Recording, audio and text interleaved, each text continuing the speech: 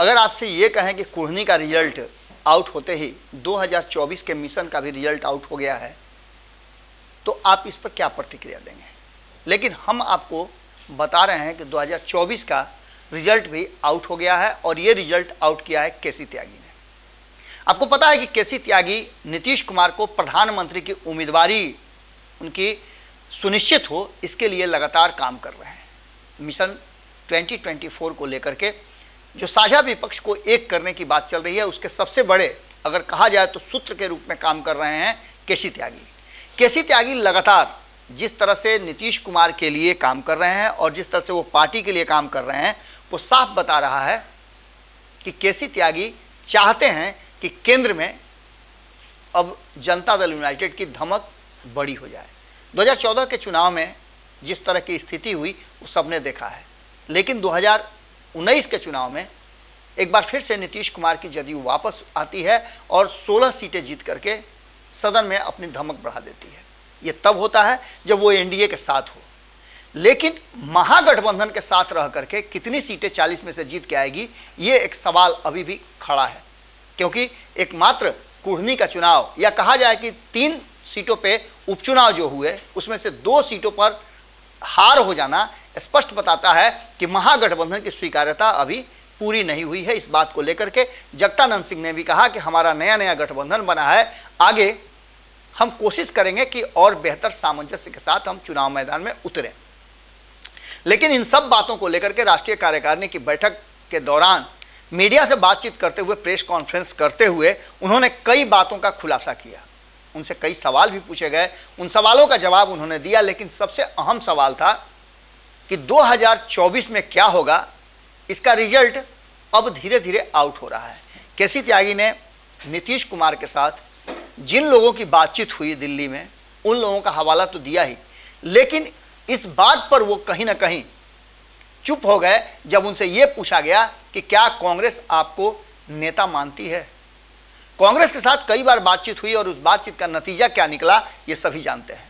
खुद लालू प्रसाद नीतीश कुमार को लेकर के गए थे और तब भी ये क्लियर नहीं हुआ, कांग्रेस ने नीतीश कुमार को नेता मानने से इनकार कर दिया। सबसे बड़ी बात यह है कि चर्चा जबरदस्त ढंग से चल रही है कि नीतीश कुमार नेता तभी बन सकते हैं जब वो जनता दल यूनाइटेड का विलय राष्ट्रीय जनता दल में कर लें, और ये इतना आसान नहीं होगा। इस पर जब भी प्रतिक्रिया ली जा रही है तो ललन सिंह का कहना है कि ऐसा कुछ भी नहीं है, लेकिन केसी त्यागी ने जो इशारा किया है वो इशारा साफ बता रहा है कि जिन लोगों से अब तक बातचीत नहीं हो सकी है या जो पॉजिटिव साइन नहीं दिए हैं, उन लोगों से भी बातचीत करने के लिए नीतीश कुमार अब तैयार हैं।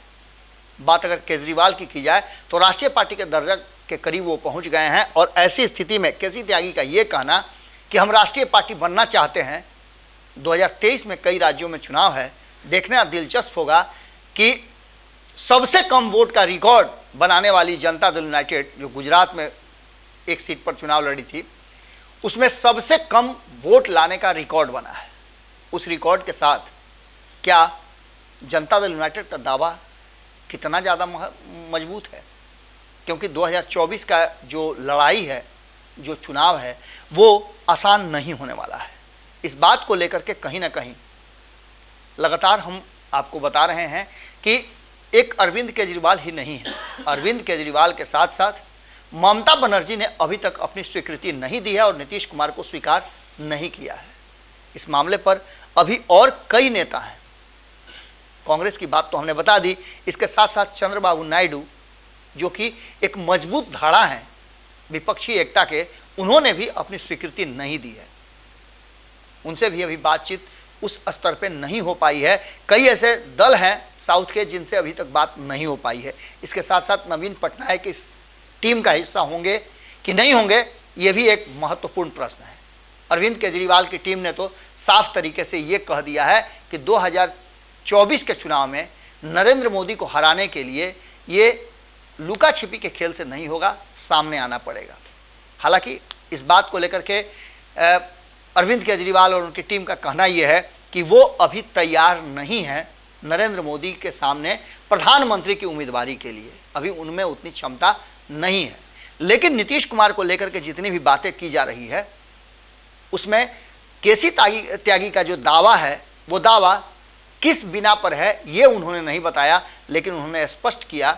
हालांकि कांग्रेस को लेकर के भी उनका कहना था कि कांग्रेस देर सवेर स्वीकार कर लेगी, लेकिन अगर कांग्रेस को स्वीकार करना होता तो फिर क्या ज़रूरत थी देश भर में दौरा करने का राहुल गांधी को। राहुल गांधी भारत जोड़ो यात्रा पर हैं, आपको पता है, और कांग्रेस जब गांधी परिवार से बाहर निकल करके आई तो निश्चित रूप से ये समझ में आ रहा है कि कहीं ना कहीं कांग्रेस की मंशा क्या है। देश में 2024 का चुनाव बड़ा ही महत्वपूर्ण होने वाला है। विपक्ष को एकजुट करना, कहा जा रहा है कि भानुमति को कुनबे को जोड़ने जैसा है, और इतना ही नहीं, कहा तो यहाँ तक जा रहा है कि तराजू पे बेंग तौलने जैसा है। एक को लाइए तो दूसरा छटक जाता है।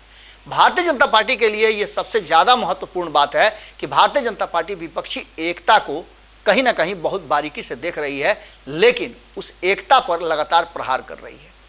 सबसे बड़े धड़े के रूप में अगर नीतीश कुमार की चर्चा हो रही है तो नीतीश कुमार से सवाल भी पूछे जा रहे हैं कि वो अब क्या करेंगे, अगला स्टेप उनका क्या होगा। ये संशय सबको बना हुआ है, और इसी संशय को लेकर के कहा यह जा रहा है कि पार्टी के विलय तक की बात स्वीकार करने के लिए नीतीश कुमार तैयार हैं। अब आगे देखना होगा कि एक बार फिर से केसी त्यागी की बात में कितना दम है, और नीतीश कुमार क्या बिहार में तेजस्वी यादव को कार्यभार सौंप करके देश में विपक्षी एकजुटता को एक करने के लिए आगे बढ़ेंगे। केसी त्यागी तो यही बात कह रहे हैं, लेकिन आपको याद होगा कि इसी केसी त्यागी की एक बात की जब हरियाणा में देवीलाल की जयंती मनाई जा रही थी, जो मैं पिछले की बात कर रहा हूं, सारे कार्यक्रम को सेट करने के बाद भारतीय जनता पार्टी के इशारे पर वो कार्यक्रम में जाने से इनकार कर दिए थे। वही नीतीश कुमार जब अगले साल ये कार्यक्रम हुआ तो तेजस्वी यादव के साथ गए थे, जहां जाने के बाद उन्होंने देश में विपक्षी एकता को एकजुट करने की बात की थी। वहां भी इनसे कई दलों ने किनारा कर लिया था, कई बड़े दलों के नेता वहां नहीं पहुंच पाए थे। और ऐसी स्थिति में अब यह बड़ा सवाल है कि केसी त्यागी का दावा, और केसी त्यागी का उस समय दावा जब उनके राष्ट्रीय कार्यकारिणी की बैठक चल रही हो, कई फैसले लिए जा रहे हों, अहम फैसले हो रहे हों, तो क्या इस अहम फैसले में 3 फैसला लिया गया है? इसका खुलासा संभावना यह है कि कल होगा, लेकिन पार्टी के विलय को लेकर के जो बातें चल रही हैं, जो चर्चाएं चल रही हैं, जो कयास लगाए जा रहे हैं, उस पर क्या कहना होगा जनता दल यूनाइटेड का। दूसरा, विपक्षी एकजुटता के लिए नीतीश कुमार कब से यात्रा पर निकल रहे हैं और किस तरह से निकल रहे हैं, किन से बात करेंगे, और इसका मकसद क्या होगा, इसकी जो कहा जा रहा है कि प्लानिंग कैसे होगी। तीसरा जो सबसे महत्वपूर्ण सवाल सभी के जेहन में है, और खास करके महागठबंधन के साथियों के साथ साथ बिहार की जनता के जेहन में है कि नीतीश कुमार तेजस्वी यादव को कुर्सी कब सौंपेंगे। इन सवालों के जवाब अभी भी आने बाकी हैं, इंतजार कीजिए।